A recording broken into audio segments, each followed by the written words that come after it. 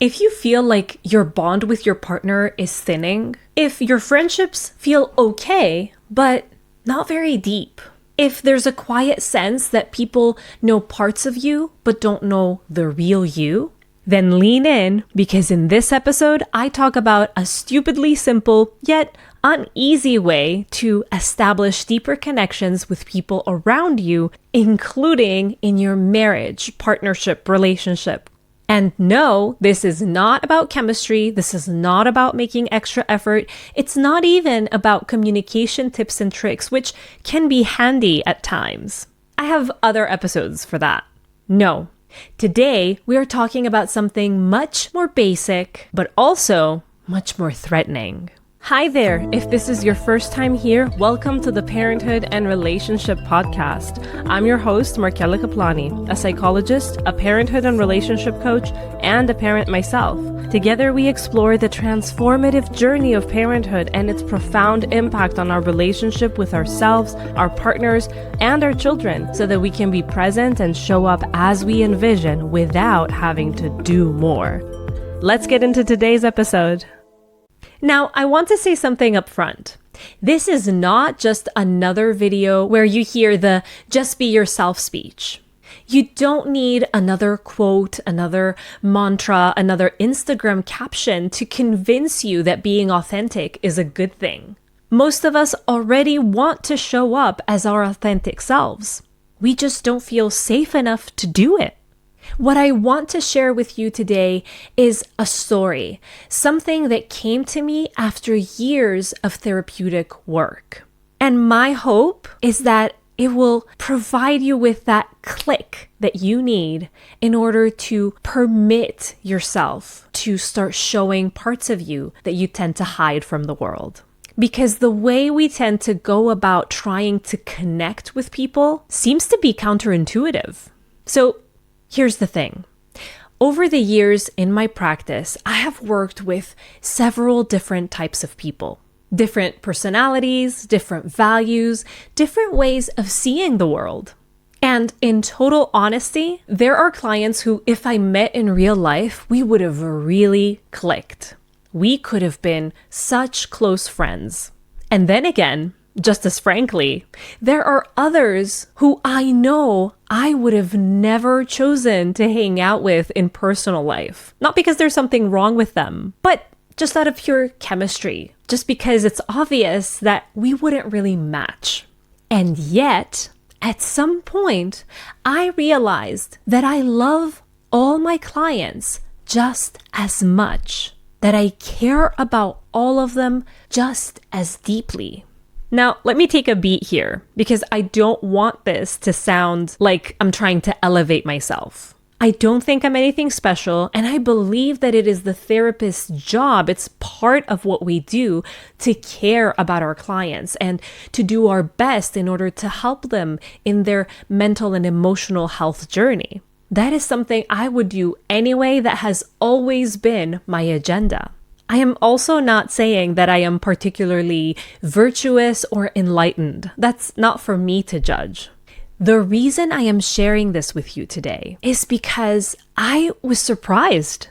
This is not something that I intended. As a therapist, I have to care about my clients, but I don't have to love them. So in a way, this was a shock. And it got me wondering, how can this be true? How can I feel genuine affection even for those that I know I wouldn't choose as friends? How can they even compare with those that I naturally resonate with? Because I'm a therapist, but I'm also human.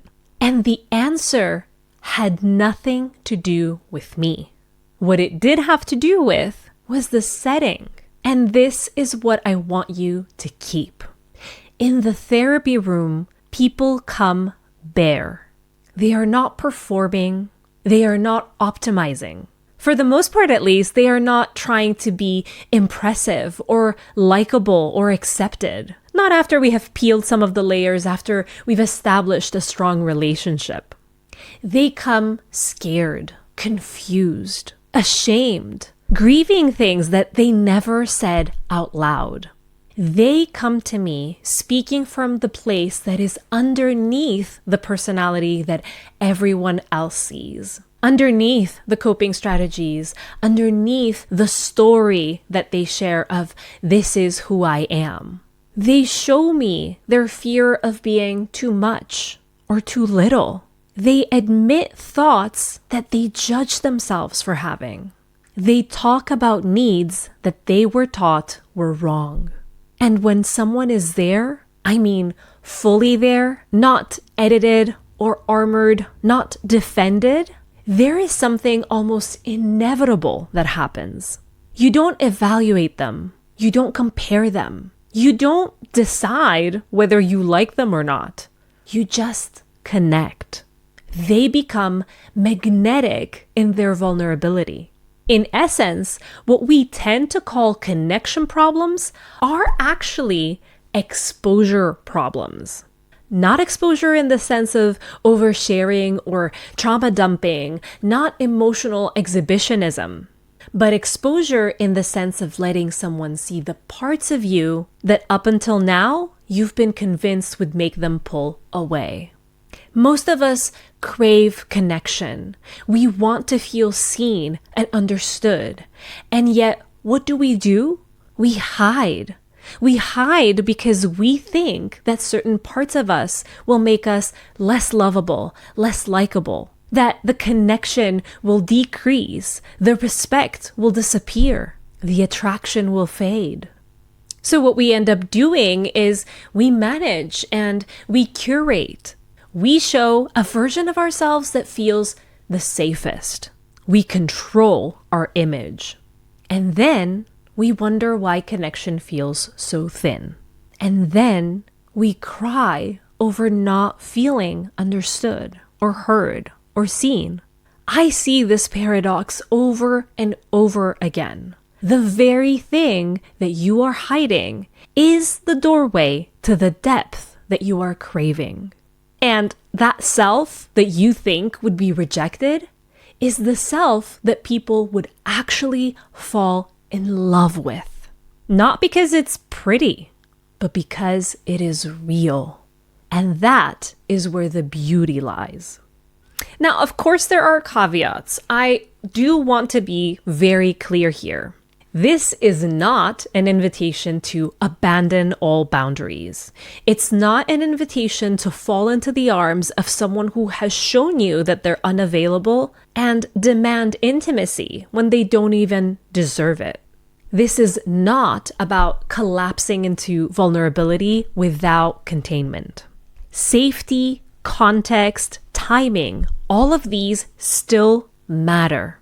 But hiding your inner world entirely and then blaming others for the lack of closeness, that is also a quiet form of self-abandonment. In romantic relationships, this often shows up as resentment. He doesn't understand me. She doesn't see me and all my efforts. I feel so alone in this relationship. These are things that I hear again and again and again in my therapy room. And interestingly, when I gently ask, where and when did you stop letting yourself be seen? There is always this specific moment, a time when it felt safer to pull back, to become more acceptable. So here is what I want to leave you with and why I am sharing this in the first place. Connection doesn't deepen because you become better at relating. It deepens because you become more available to be known. Not all at once, not to everyone, but just more honestly than before. If you've been wondering why closeness feels harder than it should, why love feels conditional, why friendships don't quite reach that place that you want them to, it's probably not because you are too much or too little or too complicated, too loud, too broken. It may simply be because there are parts of you that you have never allowed in the room. Love isn't a feeling first. It is a response. And in order to get a response, we need exposure. We need stimulus. In therapy, I don't love my clients because I have to, or because I know their hobbies, their values, their personality type. I love them because they have allowed me, they've given me the privilege of being in contact with their softer side, with their fear of being rejected, with their shame about being too much, their grief over not being chosen, their tenderness when they stop performing. That contact makes love almost automatic. And you may be looking at the relationships in your life and saying, well, people depend on me. I have people that admire me, that feel safe enough with me, that want me around. But you can have all that without truly feeling loved, without truly feeling that they know you, the real you, all parts of you, and that they would still love you if they did. People cannot love or know parts that they have never encountered. So keep this in mind. When you voluntarily keep parts of you hidden, parts that you think would disqualify you in the eyes of others, you don't protect love or connection. You actually limit it. You reinforce superficial relationships. People cannot connect with parts of you that they've never been allowed to see. So I hope that this video inspires you to let a layer go, to trust that you are lovable just as you are, to know that you are more magnetic when you are you. And if what you heard today makes sense, but you worry that it's a bit tricky, if you worry that I want deeper connection, but I'm afraid that in this longing, I might end up in the other extreme. I may start dumping everything and scare them away, or I might say the wrong thing and hurt the people I love. Then episode 66 is the missing piece. In that episode, I break down what actually happens inside us, what we think and feel before we speak. The protective reactions, that tightening, the stories we tell ourselves, and how to slow that moment down so that what comes out is our truth, not our defenses. Because to be seen doesn't mean to react more. It doesn't even mean to become louder. In fact, it requires of us to be softer. It means letting parts of us speak without the armor. If you're watching this on YouTube, you are probably already seeing a video pop up next to me, above me, wherever, so that you can click and watch episode 66 right now. But if you're listening on a podcast platform, I am also making sure to put the link in the description below so that you can easily access it. Until next time, be magnetic. Take care of yourself, and I'll see you next Sunday. Bye-bye.